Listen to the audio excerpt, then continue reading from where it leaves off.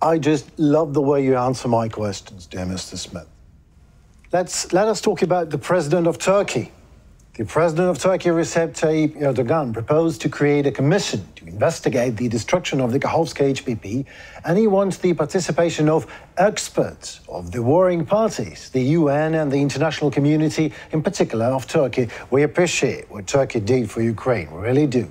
Some combat units of the Russian Navy are not allowed through the straits within the frame of the Montreux Convention. We appreciate Turkey's contribution to the initiation of that grain initiative operation, participation in the liberation of our Azov regiment warriors from captivity, etc., etc., etc. However, if you, God forbid, can ask me, I'd have to say that any negotiation with Russia just does not make much of a sense to me. Is that right? Well, as an example, it is the usual approach of the Russians to blast water dams to hinder our counteroffensive.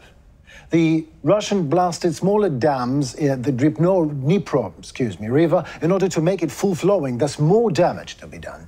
They did it in Zaporizhia, blowing up the hydroelectric power stations. I mean, Kremlin is a mill that produces lies, he exactly told us, and Putin is its CEO. All they do, keep on producing proofs that terrifying aftermath of their invasion of Ukraine. They say it is just not them. Take any of Russian crimes. I mean, the downing of MH17 passenger plane, mass murder of prisoners in Irpin or Bucha, Olenivka, etc. They keep on lying all the time, always. It's Russian national idea, probably. It wasn't us. I saw that video. Anyway, anyone can easily Google it. If you haven't seen it, I'll tell you the story. Putin is standing in the Kremlin Hall and he's talking to his, I don't know, minions maybe, or officers. He's holding a glass of champagne. And he's like, I don't see any reason in killing civilians and shelling the civilian infrastructure, says Putin. I mean, if I would have a list of my personal top cynical tyrants, this guy would be number one. And it happening all over Ukraine, and people die here every single day. It makes Russia a terrorist led by a thug at large. So my question, is there really a reason to communicate with Kremlin? I would say at the moment, no. And I would go back to a quote of my good friend Alexei Mikheyev, who said sometime early last year, he said, Ukraine does not need mediators, we need allies. We know that Russia does not negotiate in good faith. We know that Russia has broken virtually every international agreement they have ever signed in relation to Ukraine. Still far too many people, Henry, are not even aware of the Budapest Memorandum of 1994, when Ukraine gave up what was at the time the world's third largest nuclear arsenal, over 4,000 strategic warheads in return for a guarantee of her territorial integrity. And that agreement, that historic agreement, was originally signed by the UK, the United States, and Russia. China and France later signed.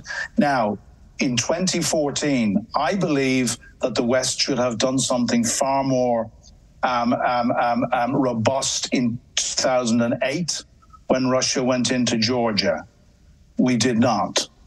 Certainly in 2014, when Ukraine's borders were violated both in the east in Donbass and the illegal annexation of Crimea, I'm afraid the West and the UK and the United States in particular, we sat on our hands.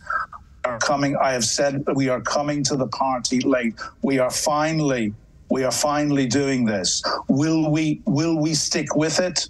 We say we will. I sincerely hope that we will. But I do not see, Russia wants a peace negotiation. Russia wants a ceasefire. Russia is being beaten very, very badly on the ground from all the information we can get. They are fighting against an army which is better trained, better equipped, better led, smarter, and most of all, better motivated, because they are fighting for their homeland and their homes and their wives and husbands and children and their families. And you talked about war crimes. I don't have the exact figure, but the last time I looked up, the Ukrainian prosecutor general, with the full support of the international community, was investigating coming up to 80,000 individual war crimes that have been committed. And I don't really want to go into detail, but you and I know just how barbaric and how horrendous many of those war crimes are, from executions to rapes, to tortures, and of course this most recent one, the destruction of the dam, which is specifically against the Geneva Convention, Article 57, as amended in 1977. That article could have been written specifically for the Kakhovka dam. I'm with you, but terrible things are happening in Ukraine now at a scale that sometimes people just don't understand it.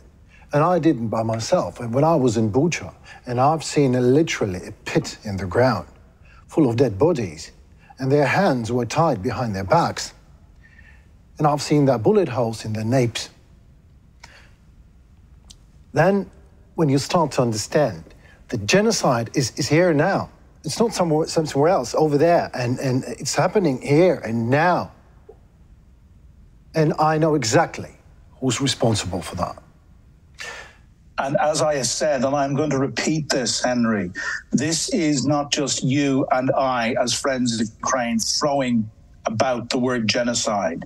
The United Nations have a charter on genocide. There are 5 tests in that charter. Passed, yeah. And if you listen to the great professors, Timothy Snyder out of Yale University, who is, I consider, one of the greatest authorities on Ukraine outside of Ukraine, if you listen to Timothy Snyder, who's an expert on this, explain very, very clearly how Russia has passed all 5 tests. And this goes back to the question, why should we support Ukraine? Because we want to, you and I, we want to live in a civilized world. This is happening in 2023, and people are burying their heads in the sand because it is too much to accept. We want to get on with we want to get on with our lives. Absolutely. If I was single, I believe I would be spending my life on the road driving humanitarian supplies. I'm 60, I'm too old to fight. I believe I would be driving humanitarian supplies in and out of Ukraine. My partner will not allow me to do it. And at 60, I can probably, doing what I do, I satisfy myself that I do the best that I can to give some support. Stay where you are and do what you do. It really matters for us here in Ukraine. Trust me.